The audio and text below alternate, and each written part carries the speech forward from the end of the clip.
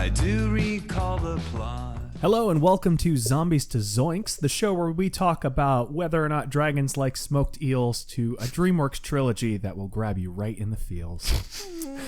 I'm Trask. I'm Daniel. I'm Stefan. And it's time to talk nerdy. All right, boys, you guys ready to talk about How to Train Your Dragon? I was born ready. So excited. Love this series. Born ready. Ready. It's probably one of my favorite trilogies. I think it's absolutely perfect. I love this West series. Virginia. So Oh, no. Blue Ridge Mountains. Shenandoah. that is not it. Okay. Right? That's I love It's close. I love this series so much. Yeah. For those of you who have any doubt, I named my kitten Astrid after this show. Like I had, Oh. yeah. She has these little shoulder patches of color, and they look just like the armor that Astrid Aw. wears. Yes. And that was one of the first things I wanted. Like I have plans to build a cat tower, but I want to make it like Berk. It will be called Berk. I drew up some concept art for it. It has like the arc of it at the very top kind of leans over, and there's a string with a sheep hanging from it. There's like wooden porches that stick out. wow. That's cool. Dude, I'm so excited for this. It'll be a little while till I so get to it, but it is one of That's my really favorite. cool. Well, I made for it. Lexi an Astrid helmet and didn't finish it. And it's in our closet. That's so sweet. Yo, It's made out Lexi of would PVA. be a sick Astrid. That would be a sick Astrid Right? cosplay. Absolutely, man. Stefan, how do you feel about I was going to How to Train Your say, Dragon? did you guys ever read the original book series at all? I did not. I I actually didn't know was it was a book just- series I was until just, I was today years old when I found out it was a book series. Chrisetta Cowell. Yeah, shout out to Chrisetta Cowell for coming up with the concept of everything, because that was a scholastic must read when I was in Wow. elementary. It was a huge thing. How to Train Your Dragon, and then there was another. Oh, I forgot the name of the sequel. I still have the. It's I still a have 12 the books. book series. I though. read. It is. I read. I read the Dragon Slayers Academy, and I read the Dragon Rider, but I never read How to Train Your Dragon or Aragon or Oh. Aragorn. Aragorn's Lord of the Rings. Aragon. Yeah, Aragon. Yeah. Aragon And- away from here. Am I right? Well, listen, I try to get Where's into Aragon, where's but the guy in the background in the silence just doing that one random cough like on the Avatar? Yeah. Every time Daniel makes a joke, it's going to be about 6 seconds of awkward silence. followed by That makes one me feel quiet great. All right, No, guys. but- So we got a lot to discuss today. So Yeah. I definitely want to get into some stuff for trailer chat at the end. So let's kick things off right now with our sorting session. Let's go ahead and talk about Hiccup. We'll start right out of the gate with Ravenclaw. Okay, Ravenclaw. I mean, I don't think there's a question. He designs things, and he's smart. He's smarter than all the other ones. He's the only Ravenclaw in Berk. Okay. Okay, yeah, I can yeah, see well, that. Prove me wrong. No. Prove me wrong, Stefan. Gobber. Which one's that? He's Yeah, the one okay, I with can all see the Gobber. arm attachments. Yeah, he's the, Oh, with that the guy. big And mustache he's that works on all the Yeah. gear and stuff. See, I feel like so this is an example of that someone can be smart and technologically savvy without being a Ravenclaw. Yes. Okay. But okay, so I also watch the TV series a lot too. I don't know if you guys have watched or the Netflix Popping in and series out, or whatever. Stefan. man, we got Don't leave us. we got to figure something. This will Lordy. just be in the stream. This will not be in the YouTube. But anyway, what do you think, Trask? So I always like to kind of see what you're gonna say first, because you have such a good way of explaining everything. I also that have. when I'm you very say- opinionated, and I sound like a know-it-all all the time. So I also jump in and talk first whenever I want. Yes. And also I like Yes, how you do. Stefan's probably trying to talk under me or something like that, and we just can't hear him. Are you back yet? I don't know. Can you hear Oh me? yes. Yeah, There I you can are hear back. you now. All right. Okay, quick. While we got you, what are your thoughts, Stefan? Oh, on the whole Ravenclaw thing, or Yeah. just like Yeah, Hiccup on, in general. on Hiccup as a Ravenclaw. I think yes. I think the only other thing I was thinking of was Hufflepuff. No, Well, I disagree hardcore. Let Stefan yeah. talk. Well, look, and I can get why. This is why I thought about it, but honestly, Hiccup's motivations towards dragons and their relations with people, I don't know if it has anything to do with. He has extreme loyalty to Berk and his family and his Yeah, well, friends, you could but say it that has he- nothing to do. Well, I'll say it has nothing to do with his love and care for the dragons comes from his wanting to better understand them and study them. Yeah, and but there's also this sense of like, why not just be like his mother? Why not just go run away and protect dragons? And why does he feel the need to draw people together with dragons to create a new future? Well, like that was always a big Hufflepuffy feeling thing to me, where he's Is like, that I want to something make that- social change. is that something that he inherently does though, or is that something that he then, like, when he kind of once he learns, he's able to make those decisions? Well, if we can think back to the opening scene from the first one, he's the one that built that catapult thing because he was trying to He was trying to, he was trying to find like a more humane way. to capture dragons. He's not necessarily trying to go out and shoot them with spears or anything like that. He's trying to humanely tangle it in something so that he can bring it down. I mean, yes, the first thing he said, well, I don't know if he says I killed a Night Fury. He might have said I caught, but either way, he was creating this new method of capturing dragons. Yeah, and I would say that because he created it, like he invented it. Okay. Through his compassion, but it's not saying that you can't. You're not going to be like a cold-blooded killer like everyone else in Berk seemed to be, except for Hiccup. But like he used his compassion, but instead of, I feel like a Hufflepuff would have been like, oh hey, I'm going to try and talk you out of doing this thing, or Hufflepuff actually in that situation will probably stick and be loyal to his family and that. So you that's think what he would just become a dragon hunter because that's what his family wanted him to do? I think he would suck at it. I'm trying to think if like what would happen to Hiccup if, because some of these Hufflepuff Probably would be tendencies are fish legs. compassionate and passionate and fair and just and determined and tenacious.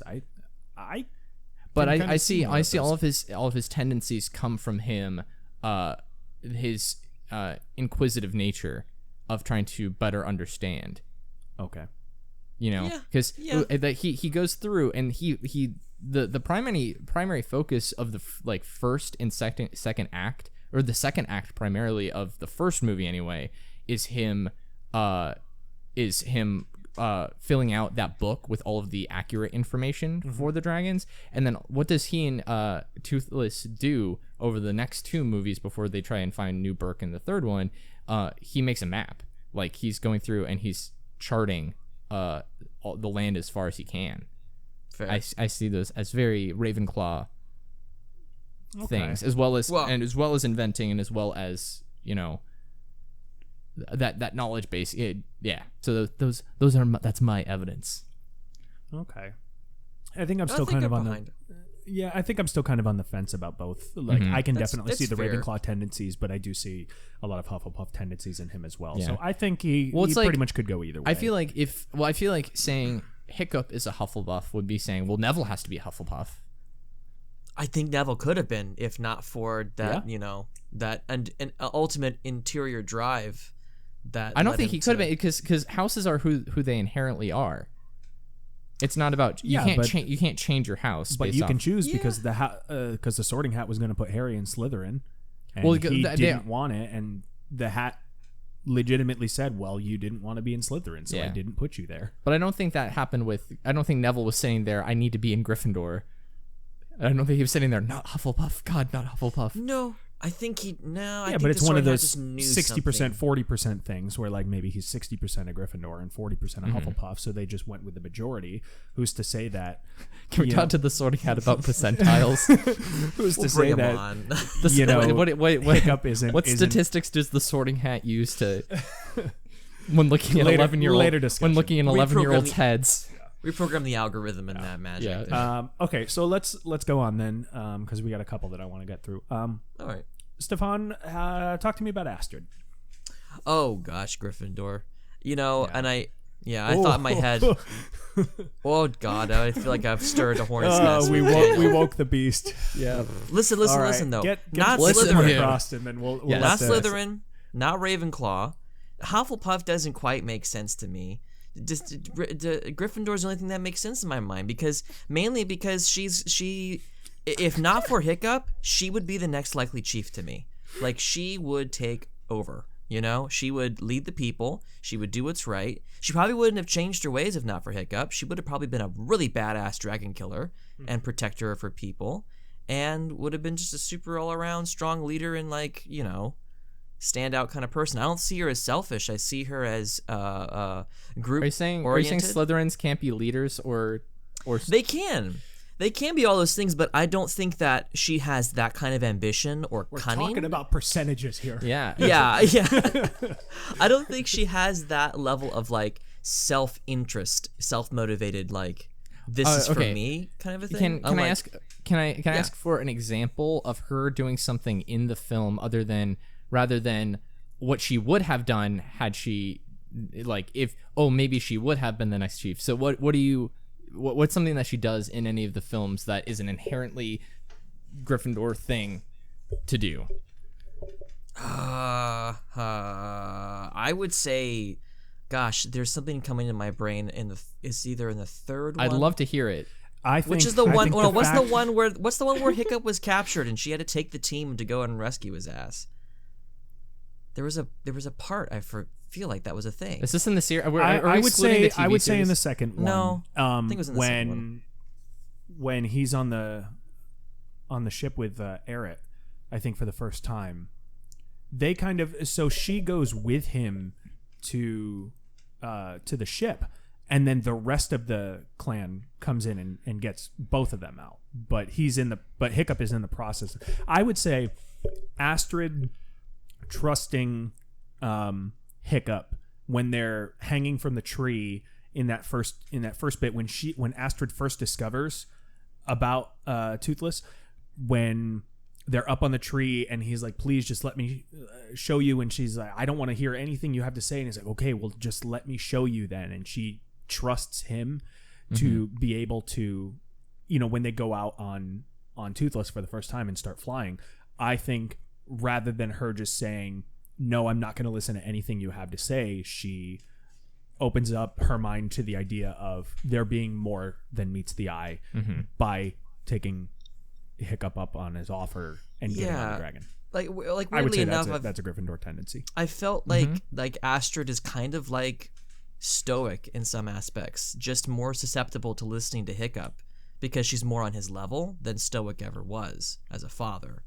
You know, but I just see them as very similar kind of characters. I still haven't. I still don't think any of those are showcasing an inherent Gryffindor thing. I mean, you could say, like, you know, Draco Malfoy, our little textbook Slytherin for, you know, what Slytherin was literally created to be by J.K. Rowling, like, was, you know, the house for the bad guy. But you know, it's like saying that, you know, well, you know, he's a Slytherin and he was able to open his mind and trust Harry eventually and see the error of his ways of doing evil things. And it's also like saying that just because she is able to be a leader means she has to be a Gryffindor. Voldemort was like the most, I mean, he was very manipulative and everything, but he was still a leader, and there was a number of his followers who were not scared of him. Well, okay, convince That's a me different on can of Slytherin. word. Convince me on Slytherin then. What makes her self-motivated, and, you know, where's that drive that's coming from pinpoints her the, so when they're in class, right, and they have to and they're learning on how to be dragon killers, like in the first one, she is dead set on being the best in that. Like, she's the one who's going to win, and it's done for her own either self-preservation or her own kind of glory. And I'll say that's something that's inherent. Now, does she learn to have compassion and show compassion as well as trust in other people over the course? You know, that's her character arc, is kind of like that, learning how to open up to someone and having this, you know, she's basically like the foil to Hiccup. But you know, everything that she is shown doing is self-driven. You know, even when she goes to track Hiccup when he's going off into the woods when he first finds Toothless, you know, that's just, you know, it's inquisitive, but it's I always saw it as her trying to find something to pin on Hiccup to make him look bad. Okay. Yeah, I'm. Yes. And I'm not I saying can it just because see- she's blonde. No. That's obviously the only reason why you can be a Slytherin is because you have to be blonde. Exactly. No, I was thinking though that those traits of her in the first film were more so imposed upon her because of the society she was living in, and the immaturity of like that coming of age that all the characters underwent, and who she inherently was to me by the third film wasn't what she was in the first film, in that like that didn't stick to me, I guess. Well, You know? maybe I shouldn't say inherently, but I should say core values that define her as a character. It's the same way, you know, I wouldn't put Hermione Granger in Ravenclaw. No, well, Well, no. she cares for her, or putting Hermione in Hufflepuff. She cares for her friends and she's loyal to her parents who are dentists and Muggles and everything. Or saying that she's Ravenclaw because she's studious and she's the most top of her class. And But could Astrid not be James Potter? You know, not a great textbook Gryffindor, but like a you know what I mean? Like, well, I don't think there's like good or bad text or like percentages of those things. I see it as you know, just because James Potter was like an asshole doesn't mean he wasn't a Gryffindor. And so I'm saying just because Astrid isn't like, you know, a selfish, you know, conniving person doesn't mean she's not a Slytherin. This is another one of those, I feel, It's- Gryffindor with Slytherin tendencies versus Slytherin with Gryffindor Well, and tendencies. it's also and it's all like yeah. there's no Well, there's no answer, There's and no, that's why it's fun. it's all I find myself wanting to agree with the evidence. However, okay. it doesn't feel Maybe right. Occam's razor. The easiest answer is often the most correct one. It just doesn't feel right though. Like calling her Slytherin feels weird. Now, do you know who is a Gryffindor? Little what's his face? Who's like what? God, the short square boy. Snotlout? What's his name? fish legs. No, it's The not one who loud. has like the one who's literally like, I'm the best. I'm going The to Napoleon Snotlout of the complex entire guy. world." Yeah. Okay. Yeah. Okay, that's your if you're going to choose a Gryffindor, that's Wait, whoa, hold on. Oh, Snotlout is Gryffindor to you? absolutely. That's like your James Potter, you know, example if you needed one.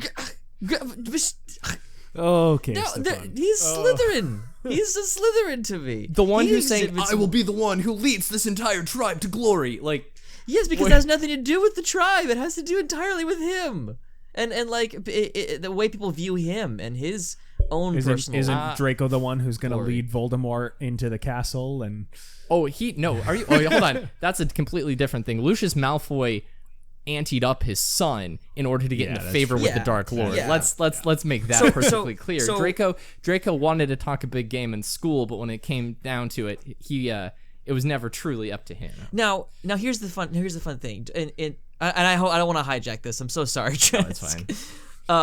The Snotlout was a bit more of a villain in the books, and the books are kind of I don't want to like. Oh well, jump then he's a into- Slytherin. Then if he's a villain. Well, but I don't want to jump. I don't want to jump into the books like that because the books are actually remarkably different from the films when we ended up getting. They're also more two-dimensional. just like the books Shrek. are. Sure. That was a book series. I didn't know that for the longest time. I didn't. I'm talk about today years old on something Oh else. yeah, That's yeah. funny. Shrek was a book series. That's why. And when I found that out, that was when I learned that what Farquaad was trying to sound like, and that's because of the book. And I was so surprised when I learned all that information at the same time. So Oh, wow. you're welcome, world. I If you gotta didn't look know into that. Yeah. Thanks. Yeah, I'm learning. When you're No, saying but Lord Farquaad, think about what you're actually saying. oh, I know. Yeah, I've heard that. Okay. No, but so just looking at the movies alone, Snotlout to me is one of the most selfish characters that has had to overcome his own self-absorption, and that everything he does is purely so that he can look better than the other guy. that he can look better than Hiccup. Like he's trying to one up, right? And so he's got incredible James ambition. Potter didn't do that to Snape at all.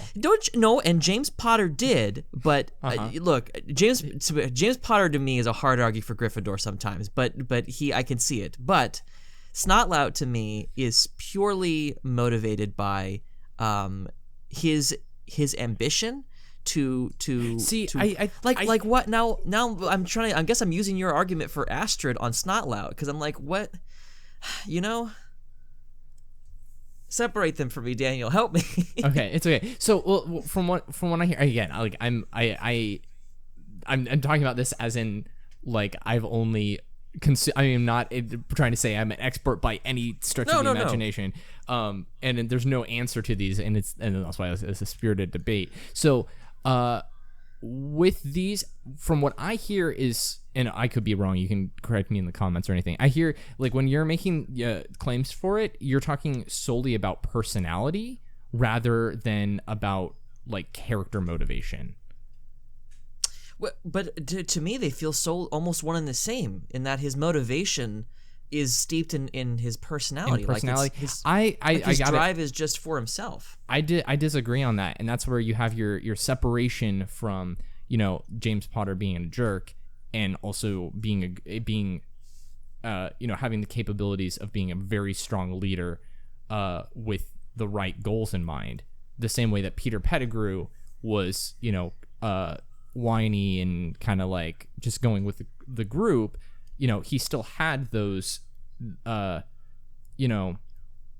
his motivation came from like a sense of belonging, and then he was ultimately uprooted by fear. So those are the kind of differences that I'm seeing, and it's just because with Astrid, just because she's able to be kind and caring, as and eventually come to that, as well as having kind of a harder exterior, doesn't mean she can't be cunning and shrewd and have a lot of her, like, because that's what she does, like a lot of the actions that she does rather than her personality. So, and then with Snoutloud, again, it's his actions versus his personality. Is he a narcissist and self-absorbed? Absolutely. But all of his actions is, oh, I want to be the leader. I'm going to be the one who rides in, and it's going to be super great. Because I feel like a Slytherin wouldn't do that. He wouldn't want to ride in with a whole group behind him rallying forward. That now a narcissist, absolutely, but that's not something that makes up a Slytherin. All right, that gives me clarity. Okay. Thank you. And that I feel calmer now and going, okay. My world's not crashing. This does make sense. So I can concede. Astrid still feels wrong to me, but I cannot argue with your logic. There's no right answer. No, but I get what you mean now about. I feel like we hijacked it from Trask. I'm sorry. Hey, Trask, come back, Trask. We're sorry. I'll shut up. Let him out of the box. I'll shut up. I'm sorry. All right. So that did take up a lot of time. Let's do some speed round stuff. Let's try and get through a couple more. Just real quick, not too much discussion on this if we can. Toothless. Hippogriff. Hippogriff. He's an animal class. Actually, you know what? That's not a bad comparison at all. Noble creatures, you got to earn their respect. I think that's a fantastic point right there. Touch them little beaks. Yeah. Out of them. Yeah. To be fair, I was gonna say hippogriff no matter who you said. So. Oh. Yeah. But honestly, you're not wrong with that one. I will absolutely go to bat for that too. So, okay, Stefan, do you agree with the hippogriff classification? I agree with hippogriff classification. Hard to put him somewhere. I guess you could, well, I don't think you can put animals or creatures into Hogwarts houses. Yeah. Oh, right. Because he does have so much personality that But we just made a distinguish that personality does not. Next, we're going to talk about. Okay, real quick, Stoic. Gryffindor. Okay. Please, Gryffindor. Country road. Yeah, no, Gryffindor. What? We can agree. Yeah, he doesn't sing that. But he should. It's not even the same voice actor. Hiccup. Other than extra beefy Hiccup, come sing Country extra Road with beef me. on the side. Oh my gosh.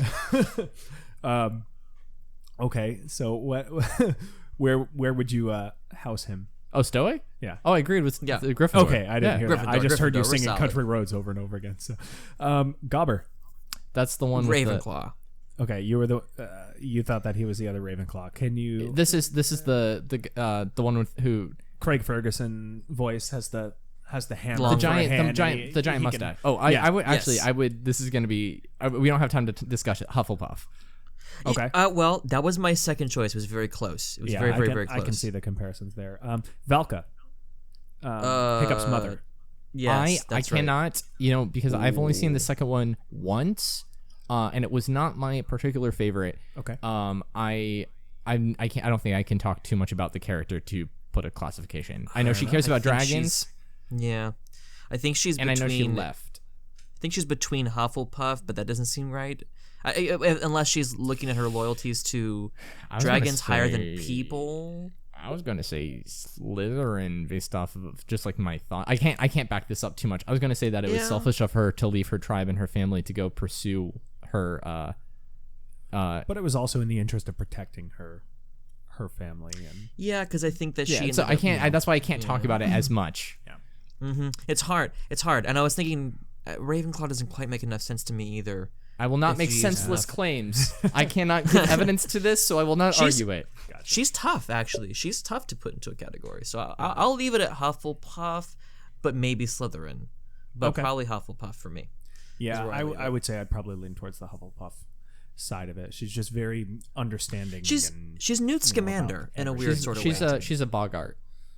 Yeah, sure. okay. So my only other thought would be Dementor. the two human villains that we had, Drago and Grimmel, from the second and third. Wait, we movie, didn't talk about the twins. But Tough well, Nut and Rough there's Nut. there's a lot of characters in this one, and we're already almost halfway through Okay. at this point, and there is a lot that I want to talk about at the end. Okay. So I was gonna keep it short. I was either gonna That's end okay. it there or potentially I'll shut talk- up. But I'm if sorry. if you haven't Oh, you're seen good. if you haven't seen the second one too much, then again, I'd like to be able to weigh in on a lot of stuff from everybody's perspective. But if Sure. the knowledge, like you said, you're not as familiar with the second one, Absolutely. then I think maybe we should just end it there, and go on to fact check if you guys are okay with that. Yeah, totally. Okay. Wait, no, I wanted to hear yours though. You just asked us. I want to know what your claims are. So, well, first of all, I would say Grimmel, the one from the third movie, he was my favorite. He was one of the most compelling characters. I think that he had, a lot of thought behind everything that he did. He was very meticulous in his planning. He always felt like he was one step ahead. And Hiccup even says that at one point. Every time we think that we have the edge on this guy, he's one step ahead of Yeah, us. he's a great villain. Yeah, he was He's fantastic. the best He's villain so of well. the trilogy in my Yeah, opinion. yeah, absolutely. Yeah. I looking over my little cheat sheet of houses. That's okay. And I'm not entirely sure where Death I would Eater. categorize, but he's if you're gonna put analytical, as one of the most redeeming qualities about this guy, then that's the first thing that pops up on the Ravenclaw list. Yes. Yeah, so that's Yeah. kind of where I would go. My- He's an observer. He thinks, and he's very creative. He's in a lot of the literally stuff that he evil does. Hiccup to me. Evil Hiccup. I like That's it. it. Yeah, That's a my good way new to put it. Twitter handle. Yeah. Cool. And then I didn't really think a whole lot about Drago, but everything that he did seemed to be out of malicious intent and just pure rage. It's revenge. Uh-huh. Yeah, revenge. Big revenge factor for him. Lost his arm. What about the giant dragon at the end of the first one? Well, we can't Oh, yeah. house animals Oh, exactly. same way that Hippogriff. we could. What He's creature? evil. He's a evil dragon. hippogriff. He's the dragon. He's the Hungarian horntail yeah. from Yeah, the. there we go. Hippogriff. Yeah. Dark. Yeah. I Oh like my that, gosh. Dark hippogriff. Big hippogriff. Cool. All right, so let's go on to our fact check then. Okay. So fact check our version of 2 truths and a lie, except it's 4 truths and a lie. So we'll leave it up to you guys to determine if you can figure out which one of these facts might not be factual. I feel like I'm gonna get these wrong. I do not feel as So ready. Let's lay him on me. Here we go. Okay. Before Toothless brings Hiccup and Astrid to the dragon's nest in the first film, we see several shots of other dragons bringing food to the Alpha. In one shot, you can see a monstrous nightmare carrying Gloria, the hippo from Madagascar. Oh man. I was like, I'm yes. gonna Okay, say- Universal, Comcast owns both of these, so. Well, okay, I think this is entirely true, except for one detail, which I'm going to claim. I'm going to call false on this one. However, I have to withhold my final, you wouldn't tell I hear them all. It's only the first one. But there's something you said that I'm like, if I asked you to repeat this, I think I'd know for sure, but I don't want to be that mean. I want to hear. Wait, say it again. Well, it says like, am I competitive or not? I think that he said first film. And I do not remember there being an alpha. There was. Wait, you're talking about Never the alpha, mind. You're talking about the volcano thing, aren't you? Yeah. The thing that I said was a dragon. I think it's officially referred to as like a red death or the red dragon or something along those lines. I never. But it was in Whenever control I of saw alpha. The alpha was definitely something that was. Named second film specifically as an alpha in the second film. However, for the purposes of this question, I'm saying alpha because all of the other dragons were responding to it. I think they do say true. alpha in the first one. Lexi Von Cosplay has commented that she believes that the first fact is true and that she feels this is something that we would do. So we've got a nice little vote for true on that. Yeah, one. I would. Fantastic. I would. All right. Now that you cleared that up, I'm gonna go with true. Okay. So let's go on to fact number 2. In a scene where Toothless is struggling with his tail, an animator stuck a balled up piece of tape to his cat's tail and used the cat's reaction as reference for how to animate Toothless. Oh yes, absolutely. I could see that. I have nothing. Animators do crap like that all the time. They do, but that's something again. I don't have anything to back that claim up. Like I have seen like maybe a couple behind the scenes things, and I don't explicitly remember something like that, but it's something that I could see happen. Like I just know that a lot of animators tend to film themselves for hours on maybe end it was a dog doing though, things. and maybe it wasn't a cat. But Toothless, like I know that Toothless was based off a cat. A lot of Toothless's actions and movements were based off of a cat. So all right. that's So why I could see it. This makes sense. I'm not. There's nothing that I'm like, oh, this is a lie yet. So. Okay. Other than Astrid being a Gryffindor. It's all subjective. Okay, so fact number 3. Of the many Easter eggs in these movies, during a scene where Hiccup is building the tail for the first time, we can see a drawing of what appears to be a Bill and Ted-esque phone booth in the drawings on Hiccup's workstation. Oh boy. I don't think so. Really far-fetched. I don't know. I don't know why they would do this. Unless they were fans. They are fans. I don't know if they own. I don't know if they own Bill and Ted. Just be a cheeky little reference that they slipped in. It could be. Yeah. Well, again, then it's like, oh, it's a phone booth that kind of looks like, the time machine. Trying to think. Which, like, because I don't remember if Halloween Horror Nights licensed Bill and Ted for their show, or if they own it, or if Universal has a piece of that too. Yeah. Well, okay, but DreamWorks is officially. It's all Comcast. Comcast Yeah. owns it all. Yeah. Well, maybe, but okay, this is the one that we're hazy on, then, isn't it? Because I'll mark it as iffy right now. To me, it feels a little far fetched, but not out of their own possibility. It just feels like a really weird reference to throw. Like, into yeah, it. if you said like, oh, there was a Lord of the Rings sort of thing, I could be like, I could see an animator being like, haha, here's the thing, or like a Game of Thrones joke or something. I don't know. like something dragons, but like Bill and Ted's a little out there, but I'm not ruling it out. Okay, so let's go on to fact number 4 then. The Terrible Terrors, the smallest species of dragon, actually got their sound from a Chihuahua named Paco. Now, the sound designer discovered him online. They contacted his owner, recorded the sounds, and Paco was compensated $100. This is too detailed. This has to be right. Specific. Yeah, like But it's so specific that I believe it.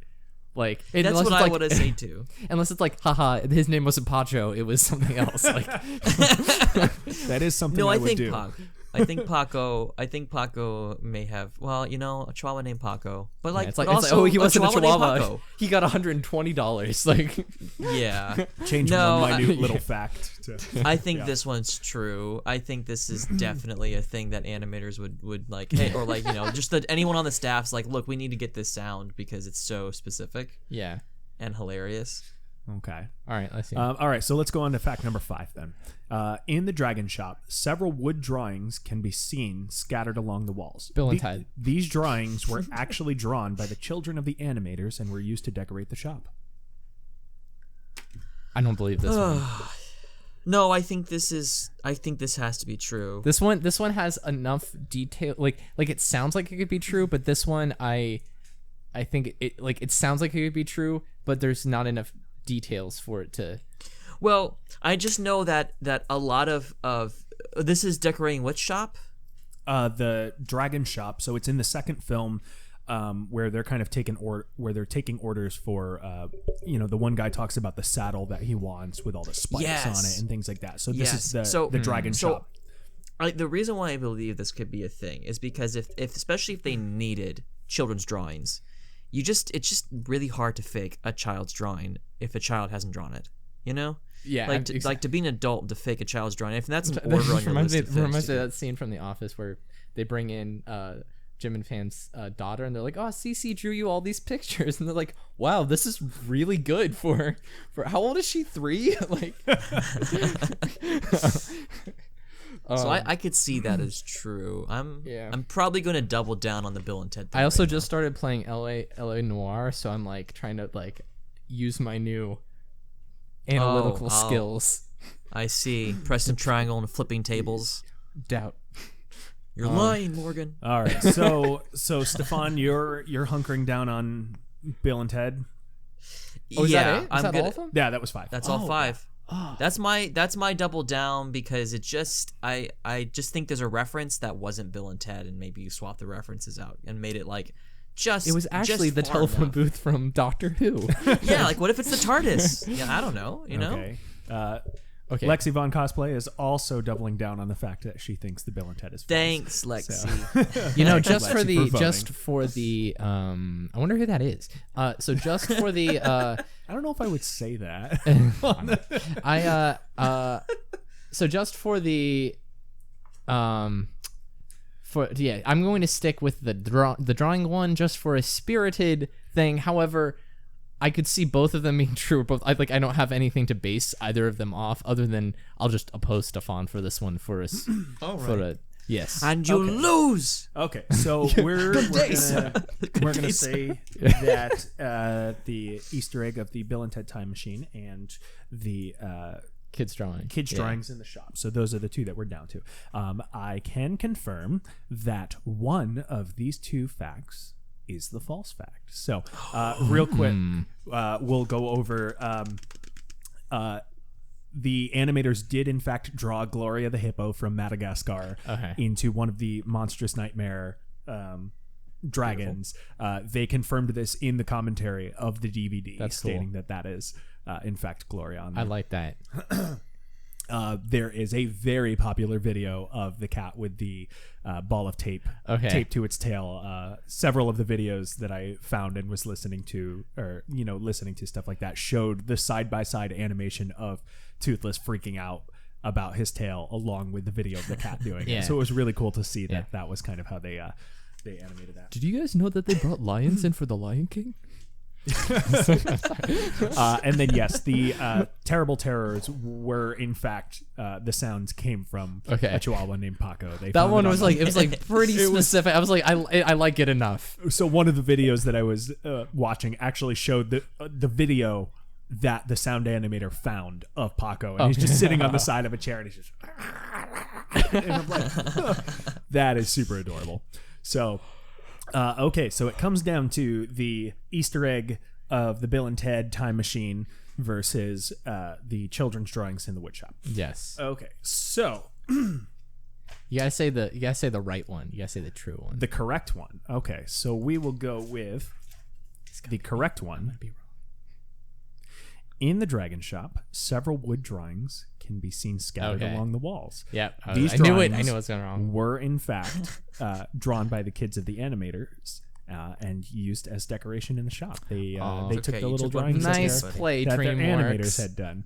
So going on to this Easter egg, there is a drawing up on his wall that is a nice little Easter egg. However, it is not a Bill and Ted-esque phone booth. it is in fact the mock-up of the flux capacitor. There is a little triangular drawing of the 3-point drawing. So I do know that they own. I took some Time Machine stuff. They do own Back to the Future, so I can believe that. I also should have known. Trask likes Bill and Ted too much, so gnarly like adventure, this dude. this would be what he would insert there. Well, that was a tough one, man. Feels good. Not gonna lie, I was looking pretty hard for some facts about this one. There was a wonderful video, can't recommend it enough, that talks about 25 facts from that you might not have known from How to Train Your Dragon, and they talked a lot about Hiccup losing his leg was one of the things that, the original ending of the first one, the audience was like, yes, please keep that, because it was only shown to select audiences for like test viewing and stuff. They were the ones who pushed for it to stay, that he lost his leg, because it doesn't take anything away from his character and it only builds more of the relationship between them. I was surprised. I don't know, the first time I saw it, I was like, oh, he lost his leg. Yeah. And then he made a little thing like Toothless, and they're together. And so I loved when I saw them, like, and he was like riding with it and stuff in the second one. That's so great. I like it. So, and fun little there's a fact was, huge- go ahead, Stefan. I was gonna say there's just I'll jump on that. Like, there's a huge dependency for that, because there was a big deal to make something for Toothless that allowed him to fly solo without needing Hiccup to be hooked in. Right. Yeah. Like, that was a huge control thing that Hiccup had to let go of. There was also something that pointed out that Hiccup lost his left leg. Toothless lost the left side of his tail fin. Drago lost his left arm, and Gobber also lost his left hand. However, Gobber lost his right leg. So there were so many left side deficiencies in this entire series. So. Wait, I have a really big question before we get on to trailer chat, because I want to make sure we have enough time to talk. Yeah. It looks like we're doing pretty good. Yeah. Why does only one of their kids have an accent? In the Christmas special, that's the only one, the only extended one I seen. Asteroid and Hiccups have their kids. Their two kids, yeah. And only one of them has a Scottish accent. Oh, Are I haven't accents seen that hereditary? Does it come from his No. dad? I think. Why do only some people have Scottish accents? Spent a lot. That's my actual with guess. Uncle Gobber. Yeah, I think he guess. just spends the most time with Gobber. I think that I think he may be trying to emulate Gobber in the sense that he wants to kind of be Or like him. theory, maybe accents are hereditary and it's Hiccup, or maybe it is hereditary and Hiccup isn't that child's father. Oh my god. I'm gonna go with that's the false fact. And that's a theory. Oh, really? Game theory. Hiccup. Well, because Hiccup didn't have, I said it skipped a generation. That's true. Okay. Yeah. He got or he got his mom's accent of America. I don't know. So I would like to go on and talk about some trailer chat stuff. Are you guys familiar? Yes, with any of the stuff from Epic Universe? Yes, I am. Oh yeah. Where they're doing the lands and It's stuff. a They're land. going to be building coasters. So Yeah. Universal is building a new property. It has, I believe, 4 themed lands to it. I can't remember all of that. I know there's a Super Mario one, but Mario, Universal Monsters, How to Train Your Dragon, and Harry Potter, Fantastic Beasts. Is it a Yes. Fantastic Beast land? It's Okay. like Fantastic Beasts and like. thought it was kind gonna of- be New York or like a London-y. Ye- Thought we do something. No, It's- Paris. Is Was it? it Yeah, it's Paris? like something where it's like How to Train. It's like Fantastic Beasts, but also like some Harry Potter stuff also. But anyway, let's talk a little bit about the How to Train Your Dragon land. Yes. Have you guys seen the video of all the analysis stuff where they're breaking apart, like, hey, this is the indoor theater, and Yes. oh my gosh, it's absolutely Because fantastic. the blueprints are available as a PDF. Yes, The contracts, so anybody can go look at them. as well as a lot of the permits and what's the patents? Yeah, Patents for the on a lot rides. of the things. So the rides, yeah, they talk in detail about the indoor theater, the boat ride, the roller coaster. It looks and like we the might get a show. simulators. So yeah, I would love Well, to see it. please. They showed a lot of pictures and video from the touring show that there was a How to Train Your Dragon show, which I looked at some of that online, tried to watch it, and it's absolutely gorgeous. Like some of the stuff, the puppetry and stuff with it. Also, well, I totally I need to throw this in there. I told a friend of mine that I would say this, but the way that they deal with their all their dragons, we just have this running joke about dragons every time he does a fantastic Hiccup impersonation. Mine is not nearly that good. But we always talk about that. Dragons. I thought you were making a Joey Wheeler reference just then, like hey, it's a baby dragon. Like no. Well, I just needed to throw that in. I realized we were 3/4 of the way through and I hadn't done it yet. Nice. I told him I would give him a little like shout. it. There you go, Josh. Props though to Jay, the original voice actor, for not changing a thing, and yet Hiccup's still growing up and then becoming a badass, regardless of you think, oh wow, he's so dorky at the beginning, and then like nothing really changes with his voice, and yet you're like, he's so badass. Yeah, well, and I love how they make him older too, like throughout. Like I didn't really realize that until I saw the third one. I was like, oh, he's like a kid in the first one, and then like a teenager, and then like a young man. There's a 5-year beard. difference between the first two. I know that much. I don't remember exactly what the time difference is for. And then he got a one, beard. Yeah, he got a beard. It's a beard. For the end, yeah. Also, I have a pretty sweet beard right now. Beard. Just throwing that out there. COVID beard. So yeah, the indoor theater. There's talks of there being a show. There's I think they have like a warehouse / storage and potentially rehearsal area attached to the building where you could store, these dragon creatures and stuff like that. Dragon encounter. I think that's just an absolutely fantastic idea. I would love to. Dragon encounter. Well, we had in Hollywood, they had the Toothless that They have walked around. They have a meet and greet character. Yeah, I think that's true. Absolutely amazing. I could see them doing a face Hiccup as a test. Oh, absolutely. Yeah, we just had She-Ra like in ours, like there's nothing confirmed, but it's like, oh, she might come back. Like there might be a spot like in Epic Universe for that, depending on how well it, like, because it just finished on Netflix. But like if those ratings go like through the roof still, somebody vacuuming near there you, is somebody Stefan? vacuuming. I am gonna mute this right now. Oh, is that you or is that us? So sorry, dear okay. God. No, you're fine. We usually can hear our upstairs neighbor like vacuuming, but come on, Usually That's no one funny. here vacuums right against my office door, but great. No, you're good, man. life.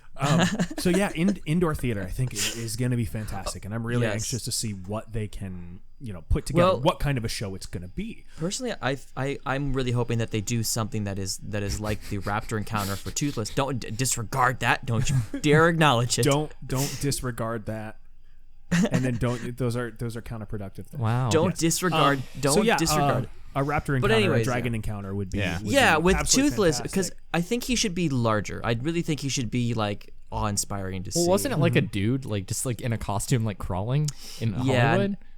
Yes, and I don't want that necessarily as much as I would like a large puppet that's controlled remotely, like a creature that doesn't go anywhere. You go to it to see it. Yeah.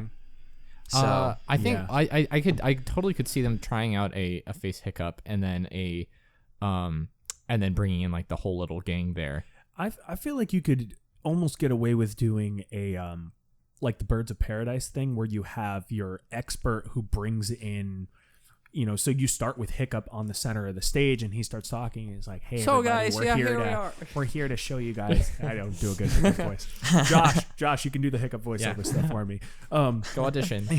Well, he asked me before this. He's like, hey, you need any Hiccup voiceover? And I was like, no, I don't. And now I'm like, oh, I wish Josh was here to do that. you need some Hiccup voiceover. Anyway, so you could do this presentation of him talking about Sorcerer. I'm Nicolas Cage. Sorry. Or no, what do we say? Magician's We have Apprentice. to always do the Sorcerer's Joey Apprentice. accent for everything. So anytime, Me.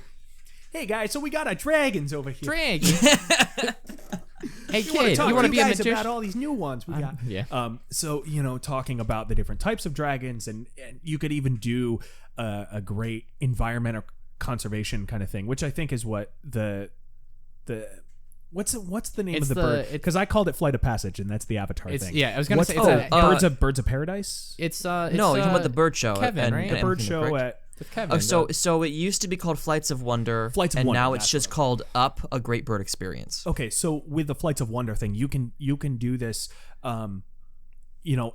animal conservation as well as environmental conservation. You can get a good positive message out of this while creating a fun show. You get your little. I almost want to say maybe do like a drone dragon. Something that can go over top of the audience, or even on the track, something. They did that. Well, they did that for Magic Kingdom. They had when New Fantasyland opened. They had a dragon. Yeah, they did. Did you see the X-wing they built that flew over, that took off for? Yeah. Oof.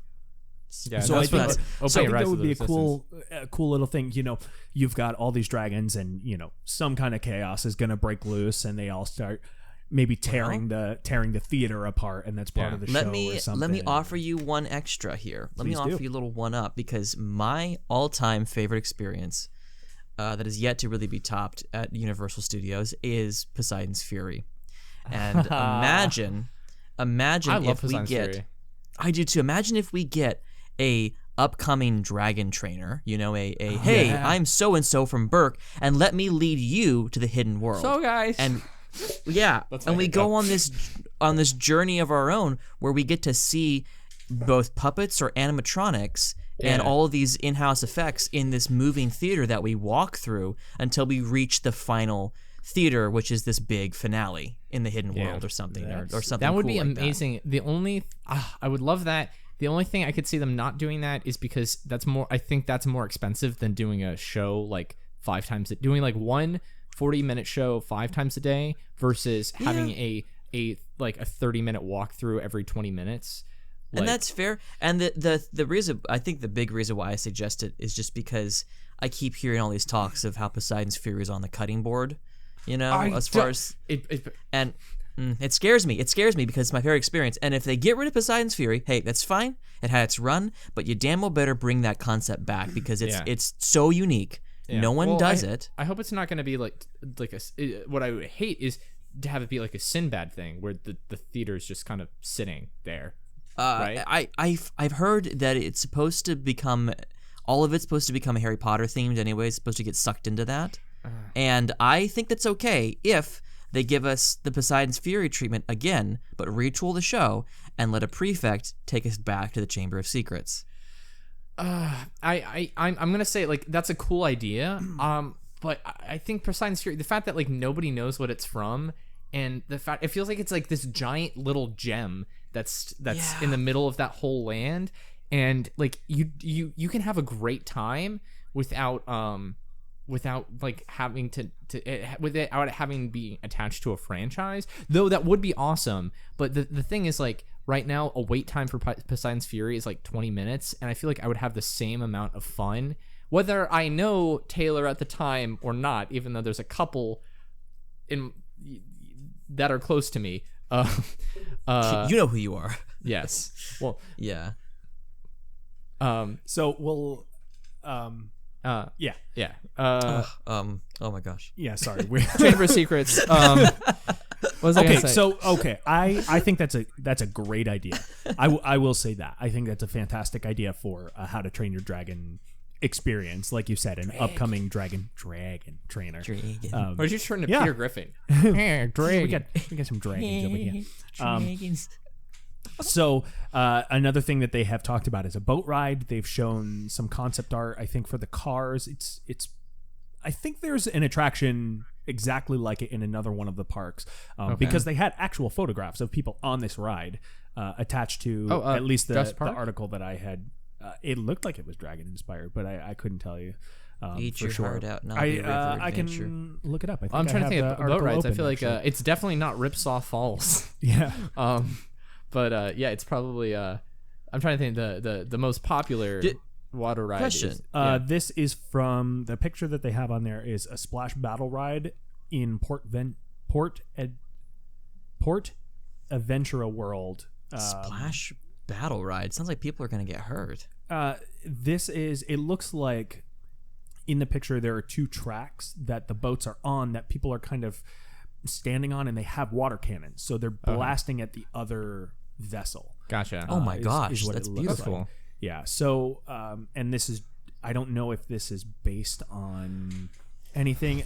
They're talking about these Skyfly rides that there's something called the Gerstlauer Skyfly ride system from Hansa Park, which looks like kind of like the claw in Zombieland where they're running through it and it goes back and forth. So it looks like something like that with a central pick point with a counterweight on the other end. Oh, okay. And it looks like there's I think in the schematics there's two, maybe three featured somewhere around. There's like the Skyfly now, which is kind of near the play area, which a Skyfly could also be something like the Jurassic Park the pterodactyl thing. That could be something, which an easy way to get something like that. Whereas they also have a simulator, which is like on a hang glider with screens below you. Yeah. Which is another thing that's... Well, I'm curious. They have some really interesting patented technology. I can't recall it right off the bat. But if you go look at the that stuff that's in that file that they have on record there, there's like 2 patents for rides that they've created, and like literally one of them is a dragon themed, or like it looks like the car is literally the shape of a dragon. So we're definitely getting something like that, something with dragons. Yeah. I was gonna say I don't know if they could. I could see them doing something like this with this, because it would be a good counterpoint to Nintendo World, kind of with what's going on with Mario Kart there, because I don't know if you know that. I looked at both of these around the same time, because they're doing augmented reality for Mario Kart, where you wear like goggles that like, so you see the real world, but in the real world there's like over your goggles that have like, I don't know, a screen or something. It's showing like Mario and Bowser like in their carts with you on the same track, and then likewise you can fire things like, when you hit the little cubes, you can fire like shells and stuff, which are virtual, but then would affect like someone else's car in real time. So like, if you fire a red shell or something, it'll go and hit that car and they'll stop for a second, like someone actually next to you. Yeah, that's pretty cool. So I could see them, if they are able, I know that technology is patented, but there might be a way to get around it with doing some type of augmented reality with How to Train Your Dragon, which would be kind of cool. Like if you're on, let's say, the back of a dragon or something, wearing goggles or something, flying, and then you have a mix of because there is a tracked ride in that area. Like there's like a big area for a ride, it looked like. Yeah, there's a roller coaster set up there. So that would be really cool, because that way you can you could have like your world, like your landscape, be like cliffs and what have you, and then you could see the dragons flying alongside you. And then you can have like air cannons and something. If a dragon comes and like beats its wing next to you, and you feel like air splash up against you or something. All these things that you could tell me about if you do it, because I don't like thrill rides. Yeah. I just worry that that's 3. It's 2-3 ideas of dragon flight stuff. So I know they're gonna want to give variety. Yeah. Especially if the augmented reality thing is something that already exists in a Nintendo world, then why wouldn't they just save that for the Nintendo section? Nintendo's that's Disney, right? No, it's not. Oh, yeah, because that's in the same. That's in Epic Universe. I'm so sorry. Ignore me. What am I talking about? So that's what I was going to bring up, actually, though. is well, here's the thing. Like, I want to bring up, like, I feel like Epic Universe's Berk area, their How to Train Your Dragon area, is going to be a true direct competitor to Pandora, because Pandora was supposed to be slated to get, and it still is, as far as I know, slated to get another expansion, where they're bringing in encounters and shows, and like they're building Taruk Mukto, like they're building not Taruk Mukto, but Taruk, the giant Great Leonopteryx. Their biggest animatronic / puppet to date in this massive facility that you can go and see. And to compete with that, I can see them doing, hey, come fly on a dragon, come meet dragons, come do, like, you could do everything. Like, here's a boat ride. Like, we could do everything you can do in Pandora, you can do in Berk, and you want to do in Berk. Or better. Because they can already take a look at Pandora and look at the things that have worked and the things that haven't worked with that, and finesse it a little bit. Because one thing I can say about like theme parks, as a patron, the older Universal stuff is the stuff that's kind of like, okay, it's getting there. But their new stuff, like with Diagon Alley, is near perfect, Yeah. And so I think they had like a big stride when they opened, and then they kind of like tried to throw on additions rather than innovate. And then they kind of that's kind of the thing about the technology of our time is we are able to upgrade and we're able to do this new stuff like all these simulators and projections and all kinds of stuff like that. So I think we're getting to the point where we have the ability to create these new lands. Well, I'm hoping that once Epic Universe opens, they're able to give a little TLC to Islands and Universal. That's what I'm hoping.